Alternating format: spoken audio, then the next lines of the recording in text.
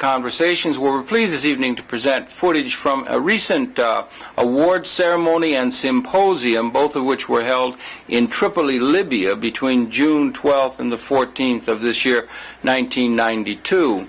The award ceremony was to award a considerable cash prize to an organization that is establishing a research and treatment center for AIDS with particular reference to Africa, a highly laudable goal. And the actual award ceremony itself was preceded by a symposium with intellectuals from four corners of the earth, talking in the broad general theme of human rights at the dawn of the 21st century, looking ahead to the prospects for human rights as we come up to the end of the millennium. It was an extremely interesting experience, both the symposium and the award ceremony. A number of the participants expressed they had some difficulty with the travel sanctions that were applied, but all were able to gather, and we're happy to be able to bring you footage from both of the two aspects of the overall event. The program begins this evening with a brief interview with Mr. Roger Dafflon. He's the director of the North-South or Nord-Sud Institute of Geneva, Switzerland, which is the sponsoring agency for the two events, and then we will bring you highlights from the two events following upon that. So upcoming a brief interview with Mr. Dafflon of the North-Sud Institute. Welcome very much to this segment of the program, where we're very pleased to welcome to the program Mr. Roger Dafflon. And he is the director of the unique and host organization for this conference, and it's an organization headquartered in Switzerland. And I'm happy to welcome to the program, and Mr. Dafflon, welcome very, very much to Conversations. We'll be having a translation in French here, but perhaps you could translate. Monsieur Dafflon est le président de l'organisation Nord-Sud à Genève. Et maintenant, on a des petites questions à poser à Monsieur Dafflon. I wonder, could you please share with me and the television audience the organization Nord-Sud, when it got started, and what its charter purposes are? Vous pouvez nous dire exactement le rôle de l'organisation Nord-Sud et qu'est-ce qu'elle compte faire pour l'avenir? L'organisation Nord-Sud The organization North-South, le représentant du Comité international populaire du prix Kadhafi des droits de l'homme. The organization North-South represents the Committee International Popular of Prize Gaddafi of Human Rights. Nous avons créé à Genève, où le siège a été constitué, de l'association Nord-Sud, qui a pour but de créer une fondation du prix Kadhafi, fondation qui est contrôlée par les autorités suisses. C'est-à-dire qu'une fois que les statuts ont été vus, ont été adoptés, nous devons nous conformer à ces statuts, et si nous ne le faisons pas, les autorités suisses contrôlent. We have found this organization in Geneva, in Swiss, and this organization is controlled by the law of Swiss. If we depass this law, we will be arrested by the authority. Yes, by the authority. Nous avons créé également un institut, Institut Nord-Sud 21, qui est un institut scientifique, qui a pour but de se faire rencontrer les intellectuels ou les personnalités du Nord et du Sud. We had also found a scientific institute to help scientific men to meet together and to discuss with each other. So it is concerned with human rights, and it's concerned with the advancement of knowledge, so to improve the world in a broad general sense. Ceci fait partie aussi des droits de l'homme et tout. Oui. Par exemple, l'Institut a organisé un séminaire au mois de janvier cette année, avec comme thème les droits de l'homme au XXIe siècle et le problème des 500 ans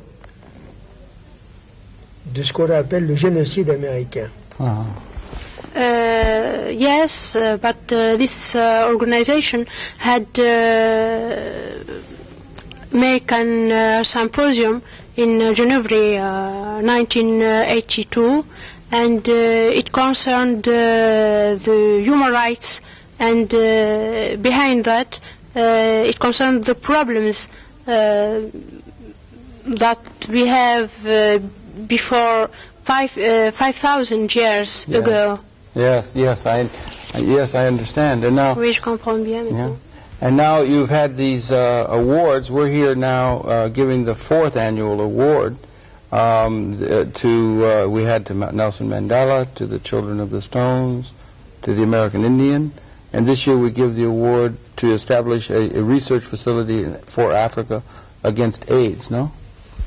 Alors, vous permettez au monde de savoir, puisque vous avez donné aux Indiens déjà le prix, vous permettez au monde de savoir tous les problèmes qui se passent, que ce soit pour les Indiens, que ce soit pour le Sud-Afrique et tout.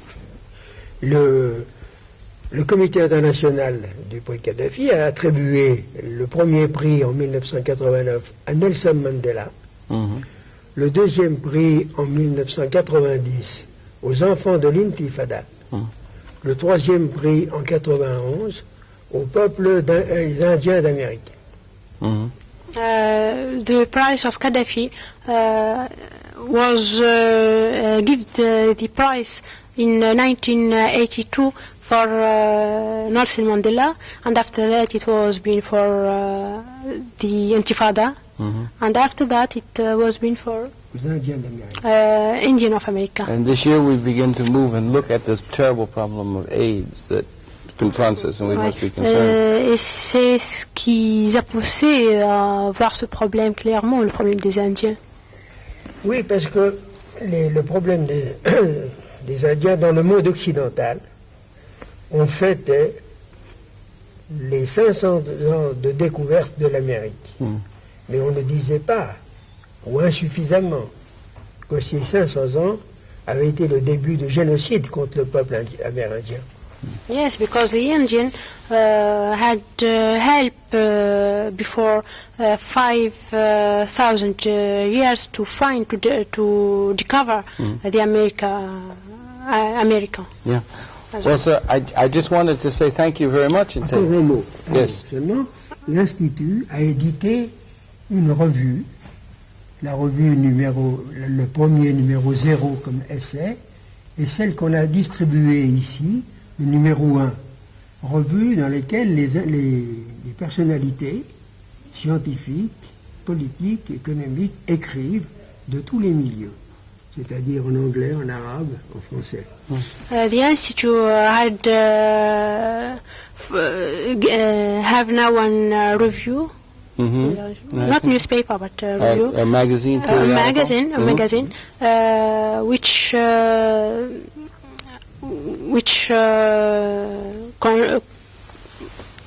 in which there is a lot of subject concerning a lot of problem in the world. We publish and this magazine. yes, there's some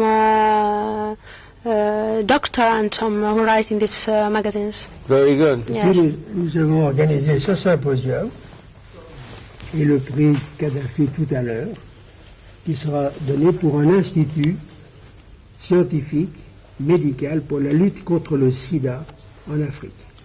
Nous avons fait we had do this symposium to and the price of Gaddafi of human rights to give it at an institute of struggling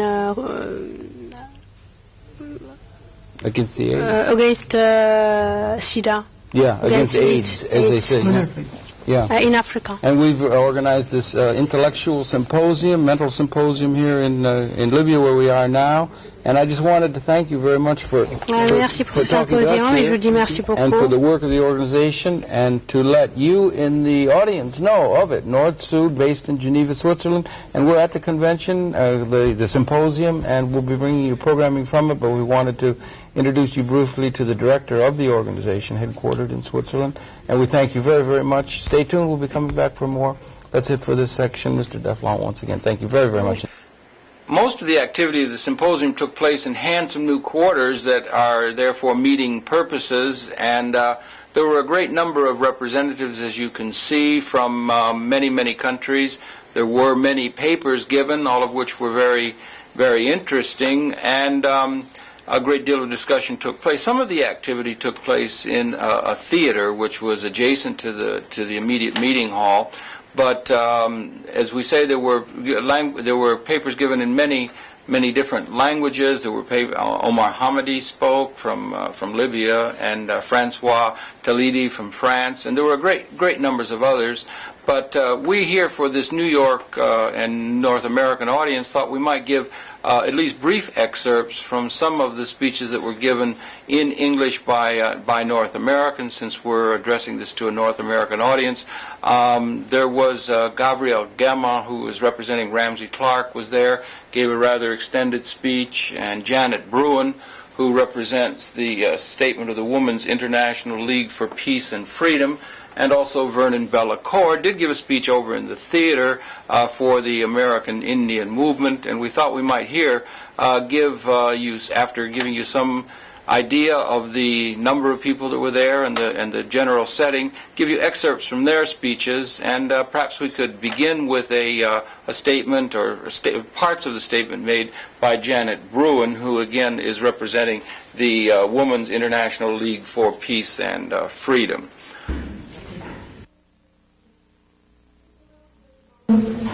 It's a really great honor for me to be here at this symposium, and I want to bring the greetings of my organization, which is the Women's International League for Peace and Freedom, and our organization's hopes that our collective efforts are going to contribute towards the building of a new international order based on peace and justice and solidarity. It's appropriate that this symposium, which is considering the questions of human rights and democracy in this so-called new world order, is being held in Libya at this critical moment in history. Our organization is participating in this meeting to show its concern for the people of Libya, a country which has been attacked, accused, and isolated, its history and accomplishments obscured, and its reputation slandered by the politicians and the mass media of the most powerful countries of the world.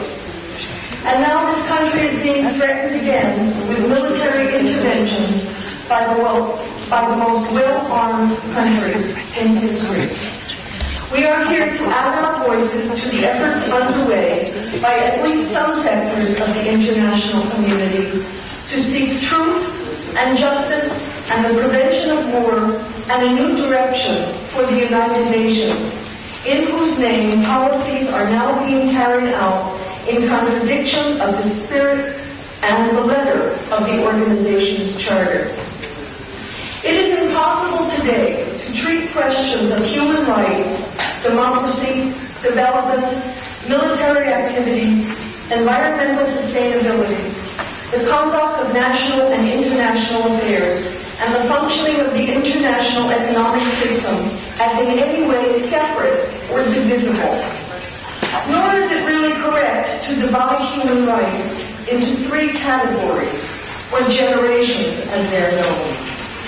Civil and political rights, the so-called first generation of rights, have always been given primacy by the Western capitalist countries.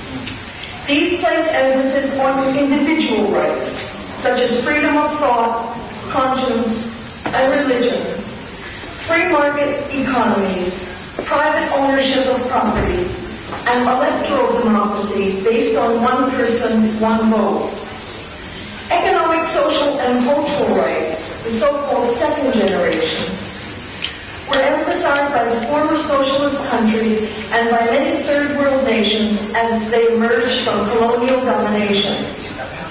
They stress the economic nature of rights, including the right to work, the right to education, food, social security, and health care, collective planning, and collective ownership and control of resources. The so-called third generation of rights are collective rights, rooted in national and international economic and political structures. They serve as prerequisites for the well-being, development, and progress of countries, and provide the conditions under which all other rights and freedoms may be realized. These rights include the right of peoples and nations to permanent sovereignty over their natural wealth and resources in the interests of their own national development, the right to development itself, in which popular participation and fair distribution of the benefits are based on the indivisibility of all human rights, as well as the creation of national and international conditions favorable to their realization, the right to share in scientific and technological progress in the interests of peace and for the benefit of humanity, and the right to peace itself. The United Nations Declaration on the Right to Peace, for example, proclaims that all peoples have a sacred right to peace, and that all states have a sacred duty to maintain it. In this connection, I would like to quote former U.S. President Jimmy Carter, as his words appeared in the International Herald Tribune last December 12. Quote, "The worst human rights abuse in the world is the initiation of war. If you look at the last decade, where have the wars originated? They've originated in the United States. We gave tacit approval to Israel's invasion of Lebanon. We bombed villages around Beirut. We launched a war against Grenada. We invaded Panama. We financed and orchestrated the Contra War. We were the leading force in launching a war in Iraq without any real effort to resolve the issue peaceably."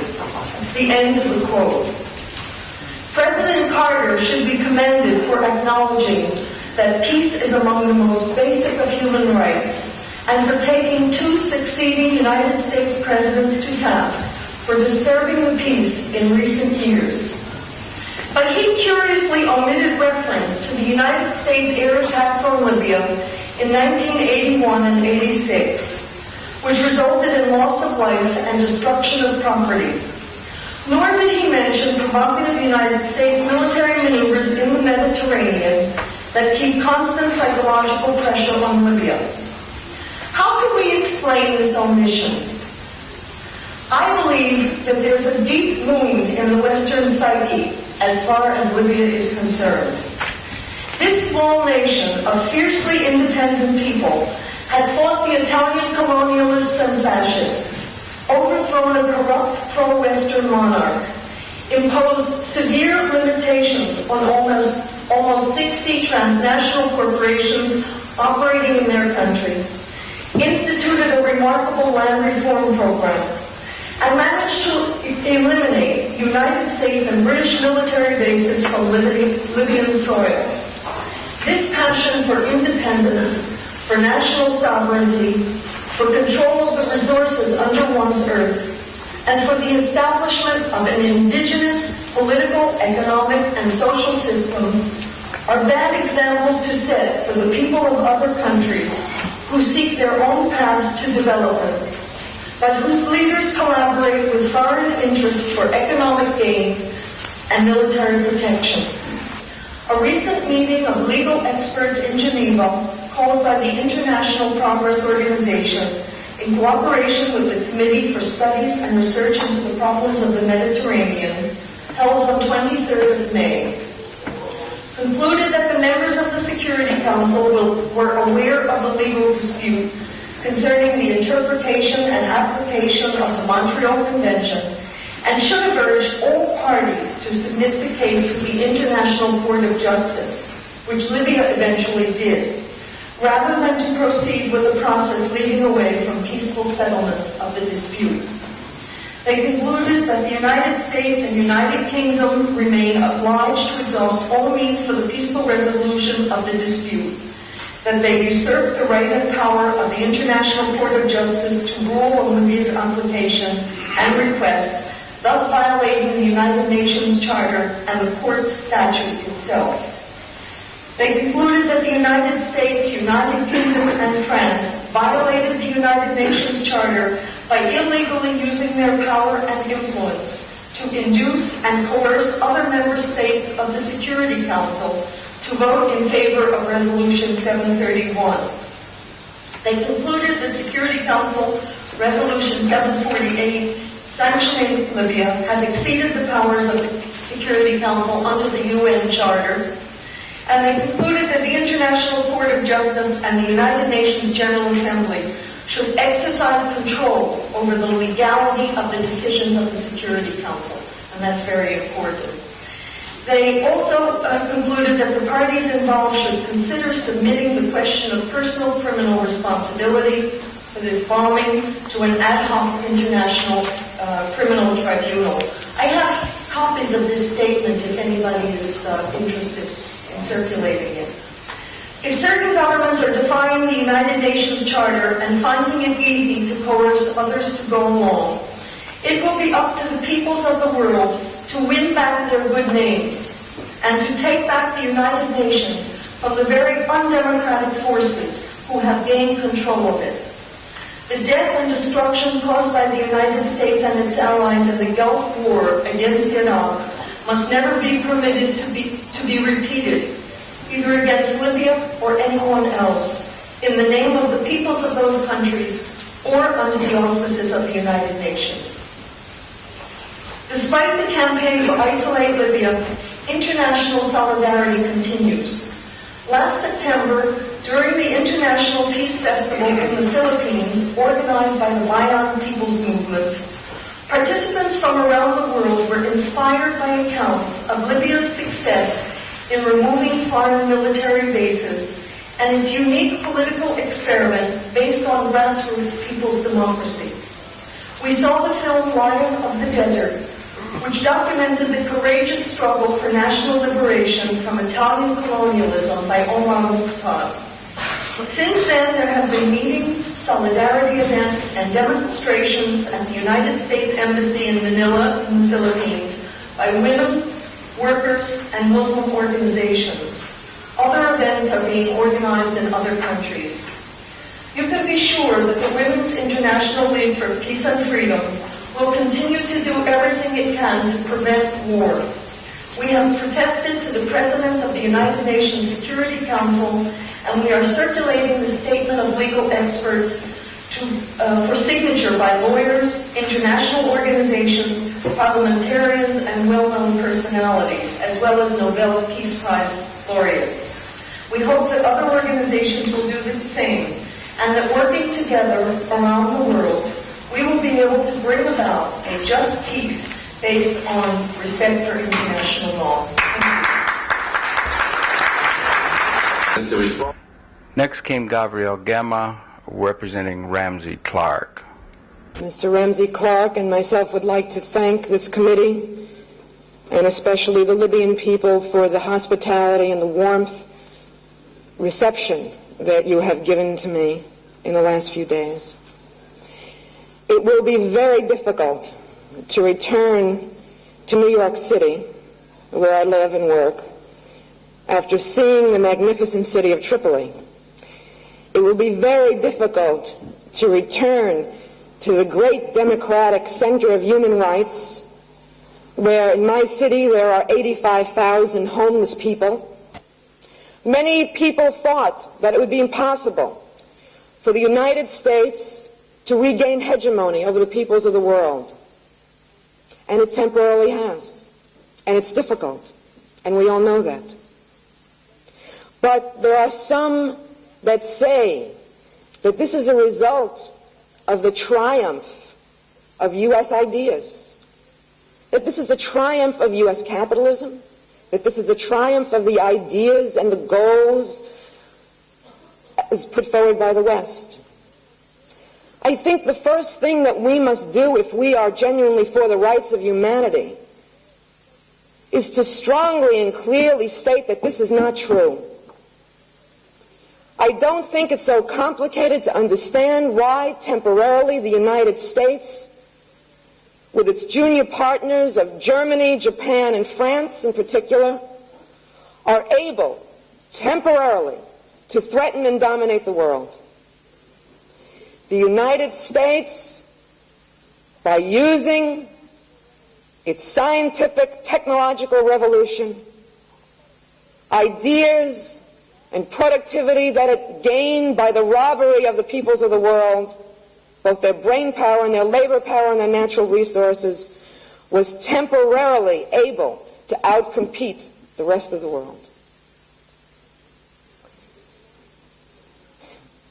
It is not the triumph of their ideas at all. It was the triumph temporarily of their commercial power and their military power. At what price did they gain this? Has this triumph solved the crises of the West? Has it solved the economic crisis of the Western banks? I think you all know here now that the Gulf War was not for any humanitarian reason, but was for the purpose of the redomination and the recarving up of the Middle East. It was a renewed colonial war. And what gets said so seldom is that one of the biggest reasons for the Gulf intervention was the $900 billion in petrodollars deposited in the Western banks at a time of the biggest banking crisis in the West that we have seen since the 1930s. The United States is frightened. It is terrified that that $900 billion could possibly be taken out of the banks of the United States, West Germany, Japan, and Britain, and deposited in the banks of the Third World, or banks like BCCI, for the use and the development of the people of the Third World, of the whole world, rather than simply to line the pockets of the rich imperialist bankers. At what price has this been for the people of the world? Are the people of Panama better off? I think not. And I think that we can be proud that in the small country of Panama, when President Bush came to speak there 2 days ago, he was drowned out by the trade unions, by the women's organizations, by the popular committees of Panama, and his speech in Panama City was disrupted just hours after they tried to burn down the stage in which he was supposed to speak.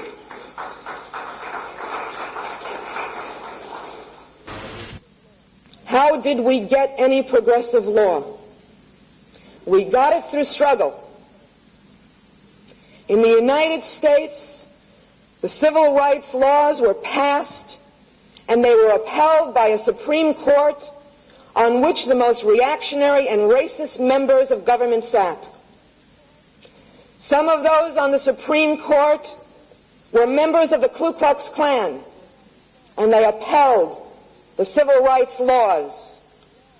They were passed and they became law because of the mass movement of the people. If we are to change the world, we must go back to the people. We must go back to the people. We must be clear. We are on the defensive in some ways, and we must go on the offensive. I think the proposal of this committee to fund a scientific center on AIDS in Africa is of extreme importance. I think this should be taken seriously. But we cannot merely agree to set up and fund a scientific center and then all of us leave it to the technicians, the doctors, and the experts.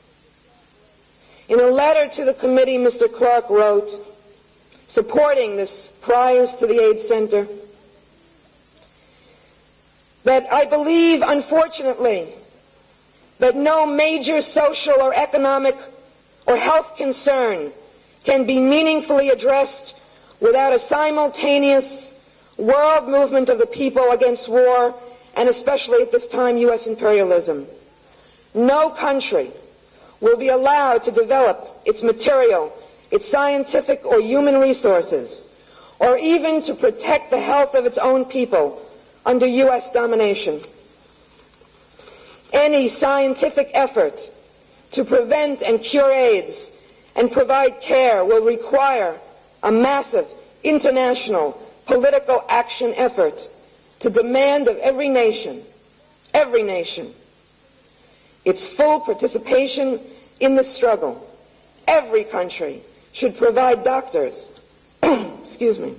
expertise, and the full cooperation of its to this scientific center that is proposed. Only then can these efforts bear fruit. The United States, with its monopoly power over the international media and news agencies, will try to isolate and ridicule this effort, and we must make this a major part of the struggle. In the United States government, when it wanted to develop the atom bomb, it bought and paid for the scientists of every country to come together in what was called the Manhattan Project. If the United States can bring together the most advanced scientists of the world to create an instrument of death, then we can demand of the United States, of France and of Britain, of West Germany and Japan, that they send their doctors, their scientists, and that they share their scientific information on AIDS to this center in Africa, which is the rightful place where such a center should be established. Many of you have asked me, am I American? Am I from America? This is the 500-year anniversary of the European invasion of the Americas. And to my knowledge, there really are only two Americans that are here today. Vernon Bellecourt from the American Indian Movement, and Tomas Condori from the native people of Bolivia. I am from the United States. They are the true Americans. Miigwech, Ani Niji, Indinoe Magani Dug, Waban and Nini Indashani Kaz, Shagagi Indodame, Gawa Babe Kanikag, Anishinabe, and Dana Kiwad. I first greet you in the language of the Anishinaabe, or the Chippewa Nation, which is from the Great Lakes region of North America. I want to express warm greetings to Chairman Osta Omar, General Secretary Omar El-Hamdi, distinguished members of the Popular Committee for the Gaddafi Prize for Human Rights, honored guests, and fellow brother, sister strugglers of the Palestinian Liberation Organization, and a special greetings to brother leader Muammar al-Gaddafi and the people of the great Jamahiriya. I would first like to acknowledge and recognize that a historic conference took place here in the great Jamahiriya, which brought our indigenous leaders from all of North, Central, and South America for the first international conference for the liberation of the indigenous peoples of the Americas. As you know, this conference was hosted by the International Center, the World Mataba, and we should always be grateful for that historic conference. Also, we'd like to acknowledge that in 1991, we received the Gaddafi Prize for Human Rights in recognition of our 500-year struggle, not only for survival, but which will be a great contribution toward our total liberation in some time in the future. It is indeed an honor to speak to the International Symposium for the Human Rights on the dawn of the 21st century. And also, of course, as we talk about the 21st century, we are talking about the 500-year anniversary and a celebration by Spain, Portugal, the United States, and other countries who would still want to honor a brutal explorer by the name of Christopher Columbus. For us to celebrate Christopher Columbus, it is an atrocity in itself to celebrate such an individual. At this time, traveling throughout the United States, there's an exhibit of Christopher Columbus called First Encounters, Spanish Exploration of the Caribbean and the Americas. Our young people have renamed this First Encounters of an obscene kind, because that's exactly what this encounter represents. In this 500th year anniversary, we see the revisionist of history who, first of all, must recognize that the indigenous people were very highly advanced in medicine, in science, in architecture, in astrology, a very highly socialized nations of people. We had developed natural medicines that had cured every disease known to us. And it was the first European contact that brought diphtheria, tuberculosis, smallpox. I can name all the diseases, but in the interest of time, I will focus on the fact that the revisionists of history today are attempting to even blame syphilis and gonorrhea on our Indian people. It is remarkable that they are now trying to blame AIDS on the people of Africa. 3 weeks ago in the American media, an article appeared that it's perhaps AIDS was started in Africa through the development of the first polio vaccines, which were made from the cells of a monkey from Africa, and this vaccine was experimented on the people of Africa. And of course, the AIDS today is destroying so many of our young Indian men and women in the flower of their life. They are also being cut down by this AIDS.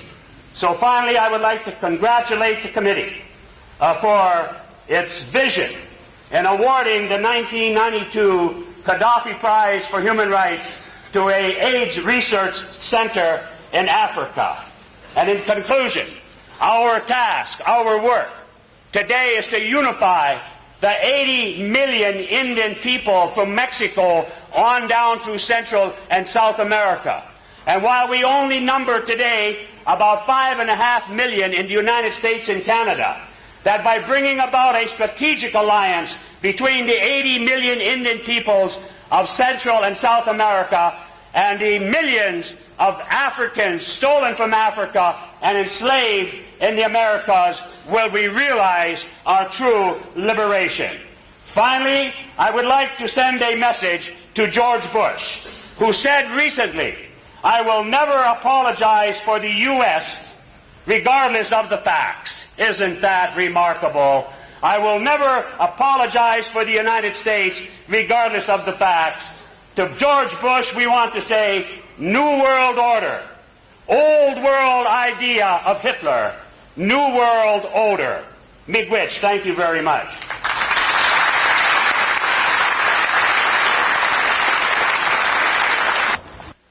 They took time to visit the home of Muammar Gaddafi, which had been bombed in 1986 by our forces.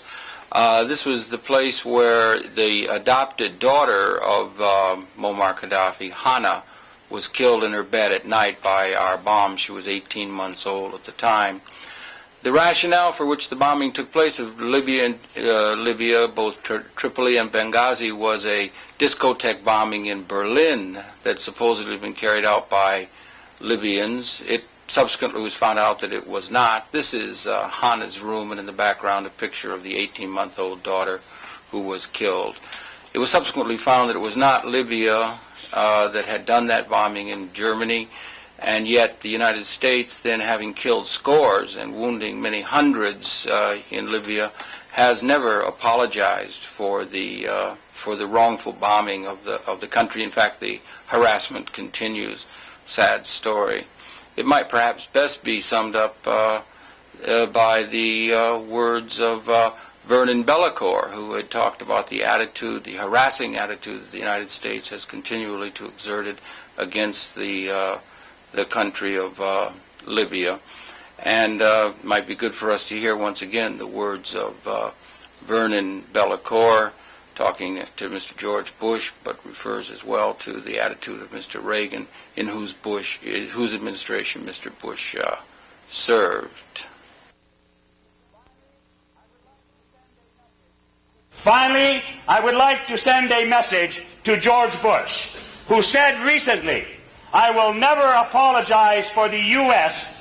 regardless of the facts." Isn't that remarkable?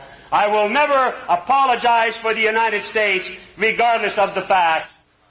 Imagine if Hannah had been Amy Carter. We were able to enjoy finally some wonderful Arab food and traditional Arab hospitality at a wonderful luncheon, which gave us a chance to communicate. There were many interesting things said there, some of which we'll bring you on this tape, but for the most part it was an opportunity for us all to just relax and communicate informally.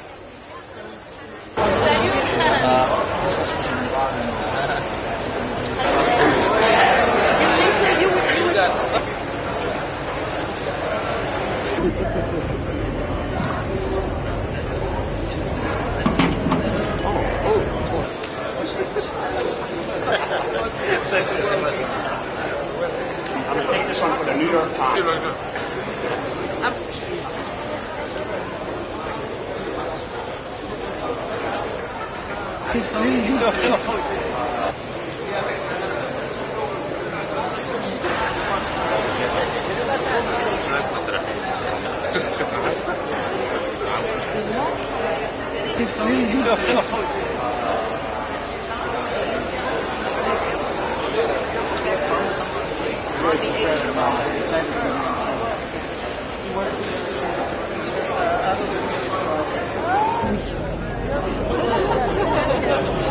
Don't mess with the women.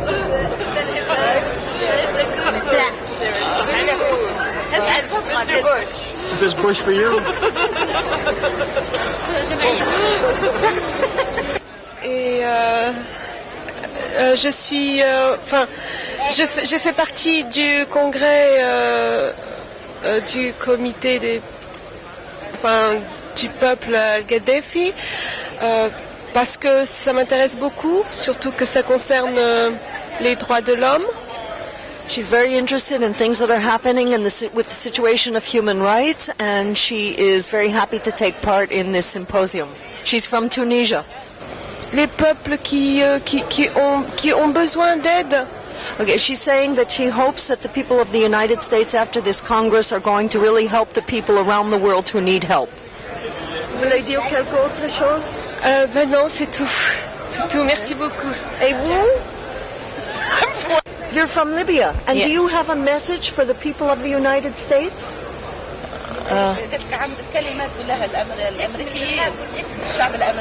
شو نقولها؟ بالانجليزي ولا بالعربي؟ شو نقولها؟ بالعربي. قولي كل قولي بالعربي ولا بالعربي. أحييه وأتقدم بأطيب التحيات إلى الشعب الأمريكي من ليبيا. My greetings from Libya to the Americans. She says. Greetings from Libya to the American people. نتمنى أن تقوم بيننا علاقة صداقة ونعيش في سلام. She wants a relation of fraternity relation to live in peace. Fraternal relations, and that all people should live in peace. Fraternity and peace. هذه الشعب الليبي لا يحمل أي كراهية أو حقد معناها تجاه الشعب الأمريكي. The Libyan people, they don't support any hate and rancune. حقد أو كراهية. They don't support any hate, and when we don't forget something, when we keep hating something like that from America. وأنا متأكدة أن الشعب الأمريكي يحمل نفس الشعور معناها يحب الشعب الليبي. And I am sure that American people feel the same thing like Libya. They don't support hate. لأن العلاقات دائما بين الشعوب دائما ليس بين الحكومات. كيفاش العلاقات بين الشعوب؟ بين الشعوب العلاقات دائما بين الشعوب وليس بين الحكومات. ليست بين الحكومات. Because relations are always between people, not between governments. Thank you. Very good. Very good. Who wants to speak?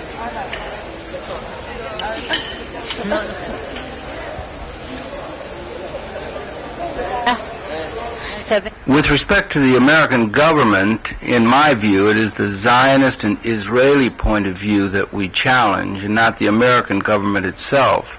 We reject imperialist domination and world reactionaries, and we are a country of people of peace and not war. Thank you.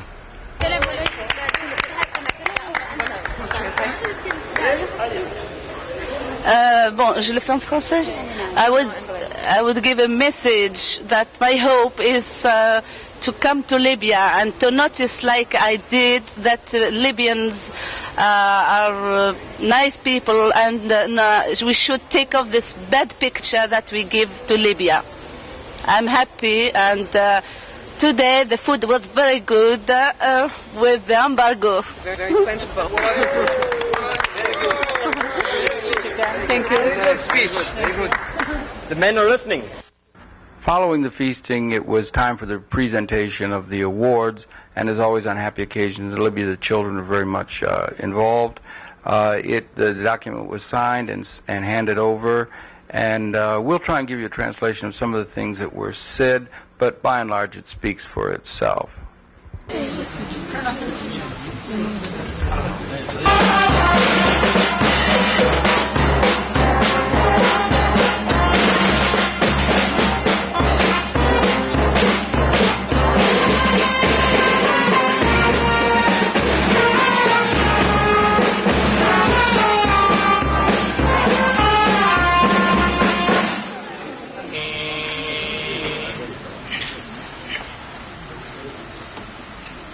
الحمد لله رب العالمين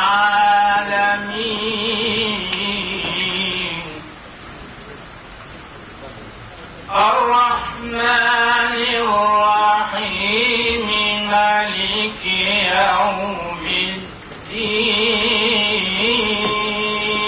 الدين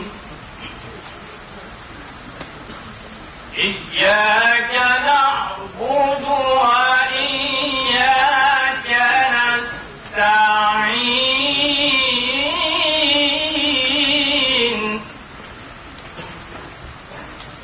اهدنا الصراط المستقيم.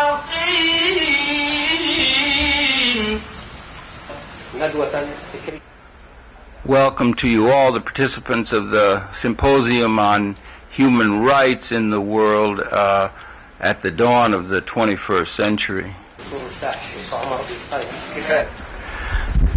Unfortunately, the advances in medical technology and treatment are hindered because of the staggering costs placed upon the process which put those treatments beyond the reach of the average person. This is largely because the developers, are more driven by commercial interests and the attempts at making gigantic profits rather than serving the real treatment needs of the people themselves.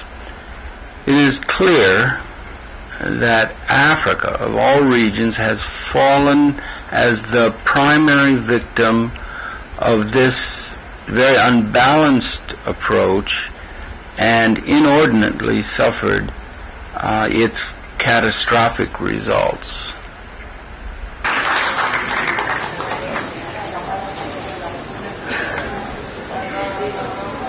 The conference chairman, Osta Omar, gave an impassioned and poetic presentation here, in a style it's a little difficult to translate, but it'll give us a chance to look at the audience and the wide variety of people that were attending the ceremony. There were people at the ceremony here and had also attended the symposium, and as we had said, they were from all parts of the world who had come to concentrate on the theme of the human rights at the turn of the millennium, and also on to commemorate this setting up of a AIDS research center in Africa. This then is the words in the background of chairman of the symposium and chairman of the Human Rights Committee, Osta Omar. He later will present the certificate to the recipient. وحبذا لو يأتوننا عليهما بسلطان لكنه سيف وكيس apologizing to your chairman, leader of the country, for the extreme objection that a great number of British people have taken to the conduct of our Prime Minister.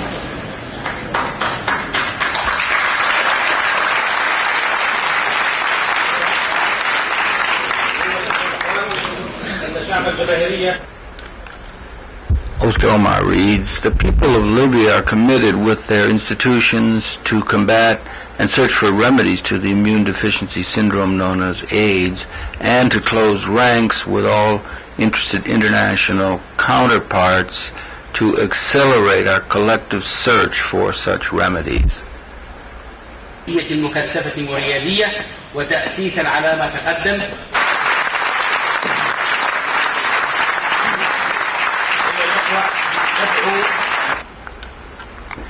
Omar Hamidi says, "We invite all our international guests to the symposium and the ceremony to come forth to sign the prize certificate, and this signing will be followed by the presentation of the certificate to its recipient."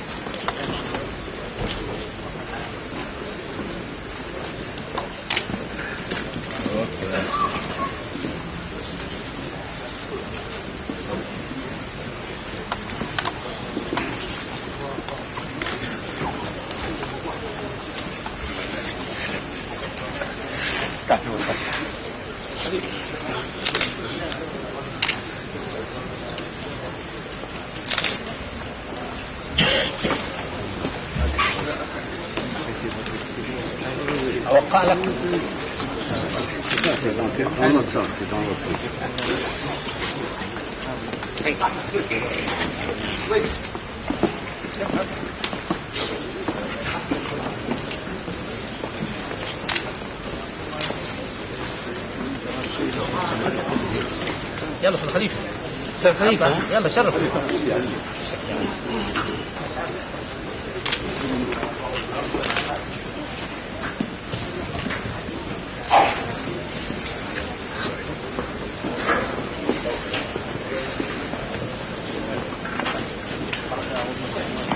ربي يبارك فيك دكتور الله يبارك باللسان الله يخليك. لقينا منافس. لا لا معلش حبيبي بالعكس. انا المسؤول المالي، اذا ما وقعت ما ماشي كله هذا اعطيكم. لا لا كلمه رائعه والله. الله يبارك رائعه والله. البلاغه حتى ان اللي ياتي بعد الله يبارك العافيه.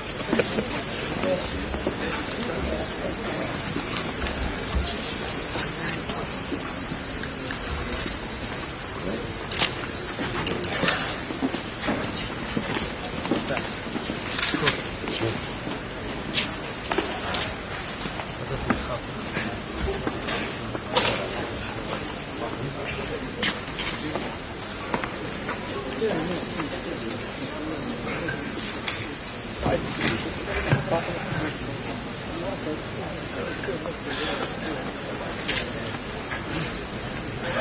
الأخوة، بعد أن انتهت مراسم التوقيع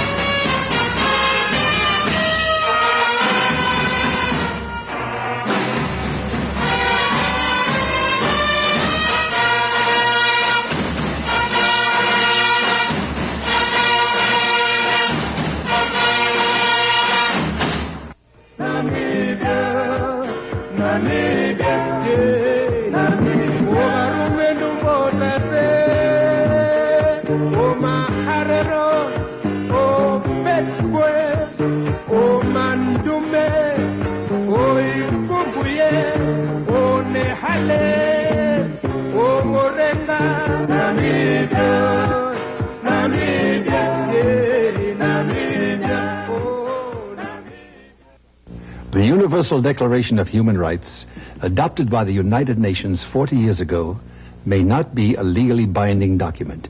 It is rather a promise made by all the members of the United Nations to the people of the world. We at Amnesty International believe that the governments who have adopted the Declaration have a moral responsibility to keep that promise. Write Amnesty International, Post Office Box 37137, Washington, D.C. 20013.